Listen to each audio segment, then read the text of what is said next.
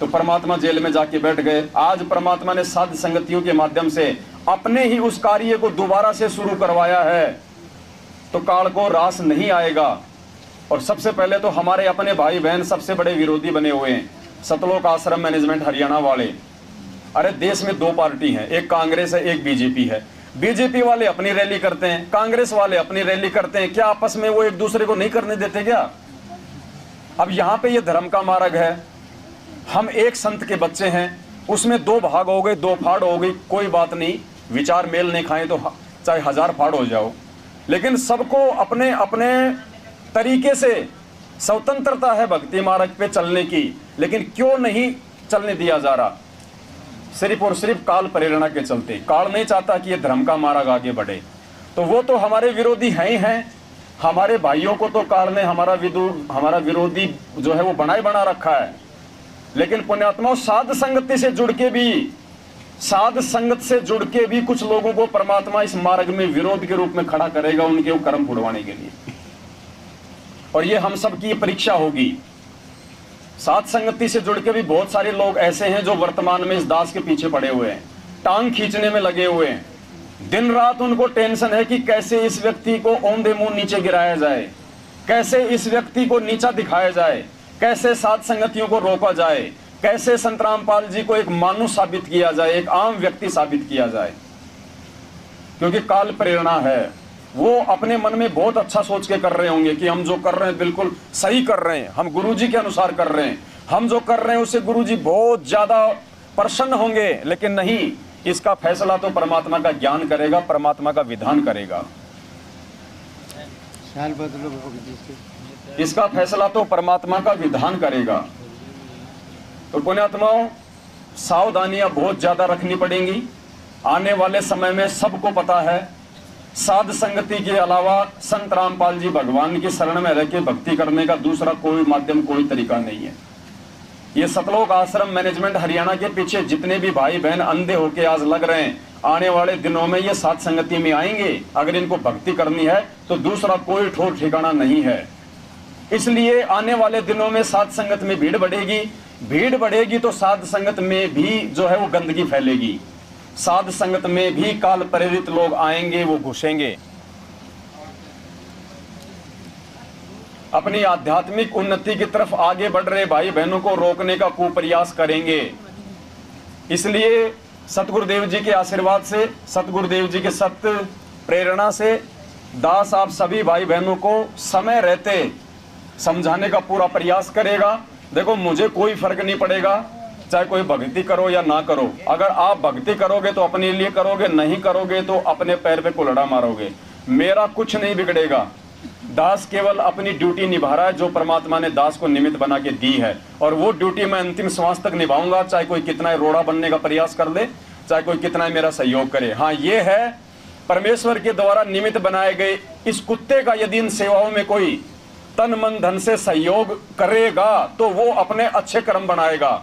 और जो इस दास का जो विरोध करेगा, इस दास से जो राग द्वेष और ईर्ष्या रखेगा, वो पुण्यात्माओं अपने पैर पे वो कुल्हाड़ा मारेगा। अगर ये बात समझ में आ जाए तो बहुत अच्छी बात है, नहीं ना आए तो इसका फिर इस चीज का फिर कोई भी इलाज नहीं है। गुरुजी से जुड़े रहने का एकमात्र माध्यम केवल साध संगति है।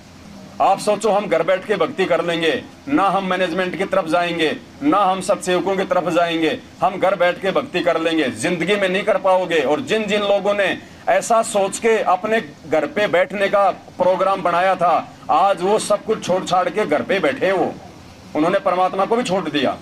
कोई मर्यादा नहीं है उनके पास में। वो जगत में भी जाते हैं, वो परमात्मा की 3 टाइम की आरती भी करते हैं, सब काम करते हैं, लेकिन वो मर्यादा में नहीं है। काल उनको हिम्मत नहीं दे, काल उनको हिम्मत उनके अंदर से पैदा ही नहीं होने देगा। उनके अंदर भक्ति की वो उमंग, वो लगन, गुरु जी के प्रति वो भाव जागृति नहीं हो सकते जब तक कि वो साध संगति से ना जुड़ जाएगा। तो घर पे बैठ के भी हम भक्ति नहीं कर सकते, आपको जुड़ना पड़ेगा। चाहे तो अपने कर्म फोड़ने के लिए मैनेजमेंट से जुड़ जाओ, या अपने सुक्रम बनाने के लिए साध संगत से जुड़ जाओ। आप घर बैठ के भक्ति नहीं कर सकते। घर बैठ के भक्ति करने का भी समय आएगा, लेकिन कब? जब पूज्य गुरुदेव जी पूरा मैनेजमेंट सेट करके, पूरी व्यवस्था सेट करके, और जब यहाँ से जब परमात्मा अपने निज लोक सतलोक को वापस प्रस्थान कर जाएंगे, उसके बाद में हमारे को कहीं भी हांडने की जरूरत नहीं है, कहीं भी आश्रमों में धक्के खाने की जरूरत नहीं पड़ेगी। गुरुदेव ने कह रखा है कि ये घर घर में ज्ञान होगा, हर जगह जो है ये परमात्मा के बच्चे होंगे, और सबके घर में डीवीडी होंगी, सबके घर में लोग नाम उपदेशी होंगे, सबको भले बुरे का ज्ञान होगा। तो ना तुम्हें कोई भ्रमित करने वाला होगा, और कोई भ्रमित अगर करने का प्रयास करेगा तो तुम भ्रमित नहीं हो पाओगे। तो वो घर बैठ के भक्ति करने का समय तो गुरुदेव के सतलोक जाने के बाद की प्रोसीजर है। तो पुण्यात्माओं, आज 2-3 बातें हैं दास आप जियों के सामने रखना चाहेगा। उसके बाद में आप जियों की जो सुरक्षा है, जो सेफ्टी है आध्यात्मिक, वो आपके अपने हाथ में होगी।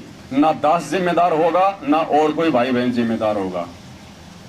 अंधा विश्वास केवल अपने भगवान पे करना है, सदगुरु रामपाल जी परमेश्वर पे करना है। अंधा विश्वास ना तो भूल के मुझ दास पे कोई कर लेना, और ना ही भूल के किसी अन्य भाई बहन पे कर लेना, क्योंकि जीव विश्वास के लायक नहीं होता है। जीव विश्वास के लायक नहीं होता है। विश्वास करना है तो परमात्मा पे करो। इसलिए दास बार बार अपना पल्ला झाड़ता है, क्योंकि मुझे कोई गुरुवाई नहीं करनी, मुझे कोई संजय की तरह, मुझे कोई जगत गुरु नहीं बनना, मुझे किसी से कोई पैसा ऐठ के मुझे कोई बिल्डिंग खड़ी नहीं करनी गुरु जी के परिवार की तरह। जो हकीकत है दास आपको बताता आया है, आपको बताता रहेगा। भले एक भी व्यक्ति साथ संगत में ना आओ, और चले चाहे जो है लाखों आ जाओ, आप आओगे अपने लिए आओगे, ना आओगे तो आप जी अपने लिए ना आओगे। तो कुछ बातें हैं ध्यान से सुननी है आप लोगों ने। ये काल यही करेगा वर्तमान में।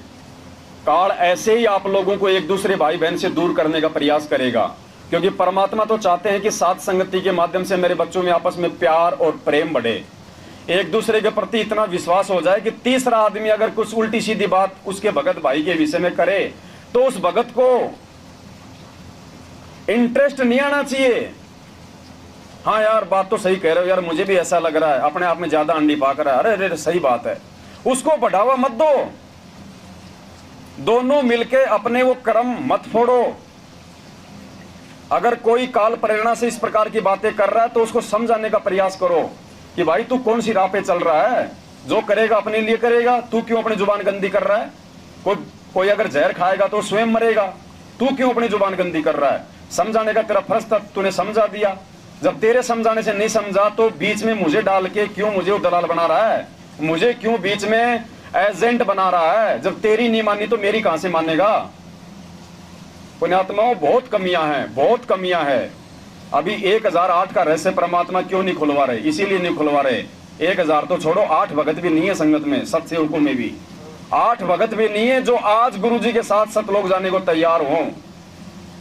8 भगत भी नहीं है, तो बताओ कैसे 1008 का रहस्य खोल दें।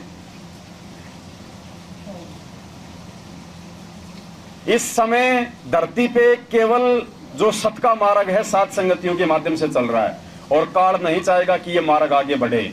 वो बच्चा नहीं है, उसको पता है जब उसने भगवान का मार्ग रुकवा दिया तो हम 2 कोटि के जीवों के द्वारा संचालित इस मार्ग को कहां छोड़ेगा।